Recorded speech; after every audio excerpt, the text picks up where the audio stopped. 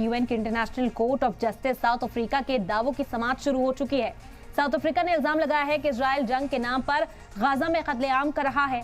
ICJ Hague में वाक़ है और इसे आलमी अदालत भी कहा जाता है। इस मामले में समाअत जारी है। इल्जाम लगाया गया है कि इजराइल अपनी जिम्मेदारियों को निभाने में नाकाम रहा है और गाजा में कत्लेआम कर रहा है। साथ ही गाजा पट्टी को जरूरी खाना पीना, दवा, फ्यूल, कैंप और दूसरी इंसानी मदद देने में भी इजराइल नाकाम रहा है। इस मामले में इजराइल और साउथ अफ्रीका दोनों ही फरीक हैं। इजराइल आज कोर्ट के सामने पेश होकर अपनी सफाई पेश करेगा। इस बीच फिलिस्तीन के लोग साउथ अफ्रीका का शुक्रिया अदा करने के लिए रमल्ला के वेस्ट बैंक शहर में इकट्ठा हुए।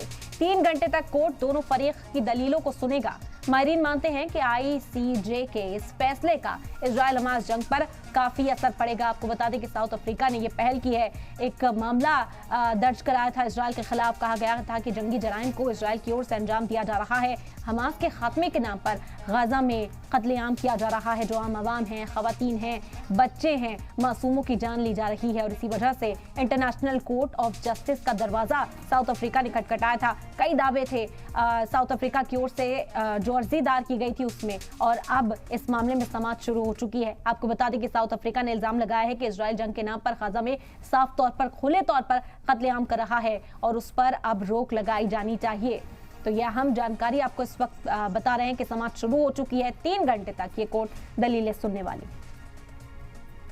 We'll start with an update on the ICJ. Tomorrow, the State of Israel will appear before the International Court of Justice to dispel South Africa's absurd blood libel.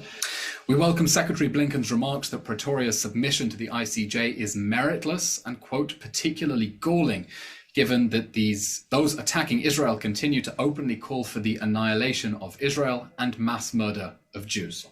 This despicable intervention to save the skin of the Hamas rapist regime is, as Secretary Blinken noted, also a distraction from important efforts to bring back the hostages, protect civilians, and prevent this conflict from spreading. We, the State of Israel, will not be distracted as we continue pursuing those essential goals.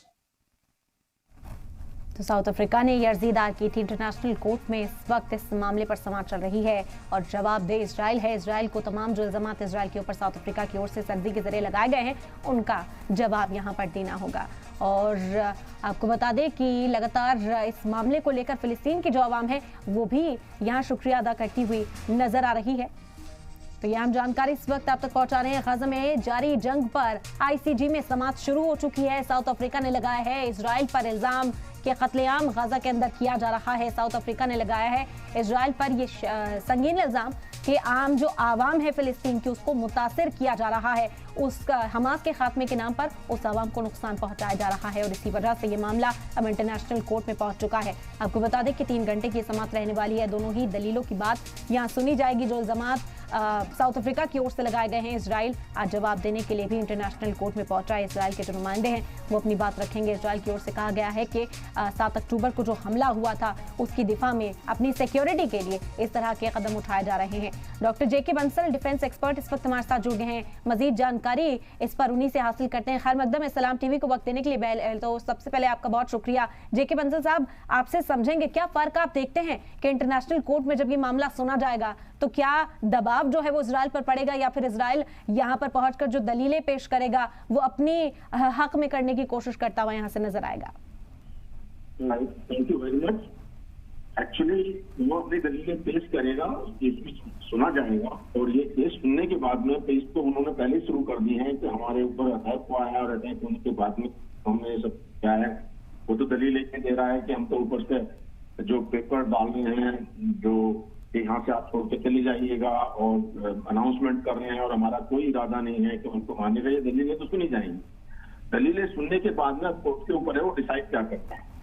उधर south Africa ने अपनी दलीलें दी हैं कि खातिन बच्चों को मारा जा रहा है और उनको इतना स्टिक किया जा रहा है, तो सारी प्रॉब्लम। तो अब इसके 2 एस्पेक्ट होते हैं। एक एस्पेक्ट तो यह है कि जो हो गया है उसके लिए उनको दोषी ठहराया जाए और उनके ऊपर कोई केस करे या क्रिमिनल ठहराया जाए। दूसरा सबसे बड़ा इंपॉर्टेंट चीज जो ये है कि ये युद्ध या सीज फायर होना चाहिए, जो कि बहुत इंपॉर्टेंट है ताकि इसमें कुछ रिलीफ मिल सकता है।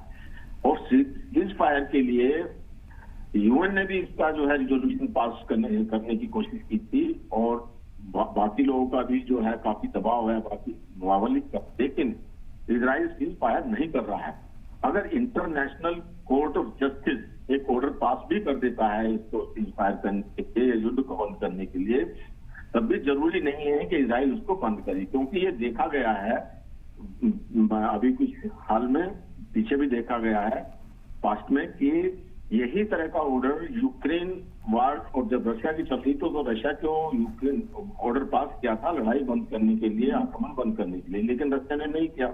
अब 2 साल हो जाएंगे उसको लड़ाई को लड़ते हुए।